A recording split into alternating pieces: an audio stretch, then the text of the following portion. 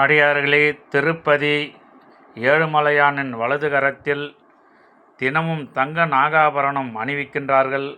இதை யார் செய்து கொடுத்தது என்பதை பற்றி 2016 வருடம் மார்ச் 15ஆம் தேதி ஆன்மீக மலரில் வந்த இந்த கருத்தை இப்பொழுது அடியேன் படித்து தெரிந்து கொண்டேன். அனைவரும் தெரிந்து கொள்ள வேண்டும் என்று பதிவு செய்கின்றேன்.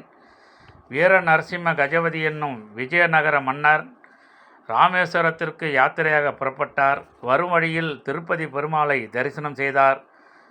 அவருக்கு கோபுரம் ஒன்றை கட்டுவதற்கு உத்தரவிட்டார். அவர் ராமேஸ்வரம் சென்று சிவபெருமானை தரிசனம் செய்துவிட்டு மறுபடியும் திருப்பதிக்கு வருகின்றார். கோபுரம் கட்டும் பணி நடந்து கொண்டிருக்கின்றது. அன்று இரவு அங்கேயே தங்கிவிடுகின்றார்.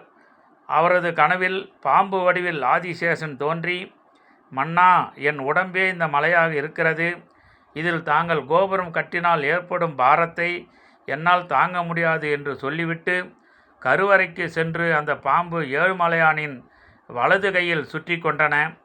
பதறி எழுந்த மன்னன் பண்டிதர்களை அழைத்து இந்த கனவு பற்றிய விவரத்தை கேட்டார். அவர்கள், மன்னா, கோபுர பணியை இப்பொழுதே நிறுத்தி விடுவோம். ஆதிசேஷனை அமைதிப்படுத்தும் விதத்தில் பரிகாரமாக தங்க நாகாபரணம் ஒன்றை செய்வித்து பெருமாளுக்கு அளித்து விடுவோம் என்று சொல்கின்றார்கள்.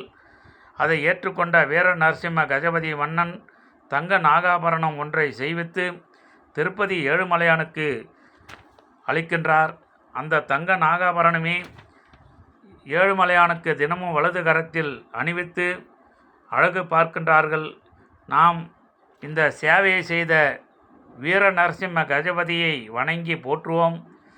அனைத்து உயிர்களும் அனைத்து மக்களும் நலமாக வாழ வேண்டும் என்று திருப்பதி ஏழுமலையானை வணங்கி நாமும் நலமாக வாழ்வோம். அனைவரும் நலமாக வாழ பிரார்த்தனை செய்வோம். வெங்கடாச்சலபதிக்கு கோவிந்தா, வெங்கட்ரமண கோவிந்தா, கோவிந்தா.